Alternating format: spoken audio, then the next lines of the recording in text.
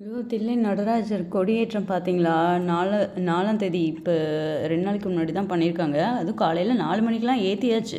காலையில 4 மணிக்கு ஏத்தியாச்சுன்னா, அப்போ வந்து எத்தனை மணிக்கு எழுந்து என்ன பண்ணியிருப்பான்னு பாருங்க. ஐயோ!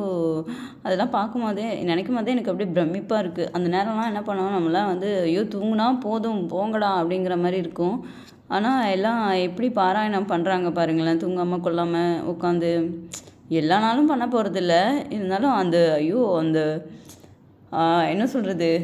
சாம்பிராணி புகையில அப்படியே மிதக்குறாரு பாருங்களேன். அந்த அந்த நேரத்தில அதையும் யோசிச்சு பாருங்க. காத்தால அந்த நேரத்தில நல்லா சாம்பிராணி புகையில மார்கழி குளிர்ல ஐயோ! சான்ஸே இல்ல. அங்க போய் நிற்கிறதுக்கே ஒரு குடுப்பன வேணும். அப்படி இருக்கும். நின்னு பார்த்தா. ஆக்சுவலா போல என் மாமியார் கத்துச்சு. எனக்கு தெரியாது இருந்தாலும். தெரிஞ்சிருந்ததுன்னா ஒரே ஓட்டமா ஓடி போயிருப்பேன். அப்பா பெரிய பாக்கியம். ஆனா, அடுத்த வருஷம் போய் பார்க்கலான்னு இருக்கேன் கொடியேற்றம். ஏன்னா 4 மணிக்கே ஏத்திடுறாங்களா? ஆனா அதுக்கே பயங்கர